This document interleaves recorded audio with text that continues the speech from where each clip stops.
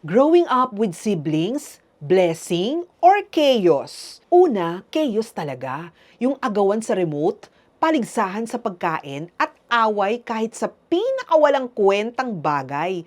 Minsan, isang tinginan lang, may world war na. Pero blessing din kasi may kasama ka sa lahat ng kalokohan. Yung tipong kahit pagalitan ka, may kasabwat kang tatawa pagkatapos. Chaos pa rin. Kasi may inggitan, may asaran, may tampuhan na umaabot sa isang buong araw.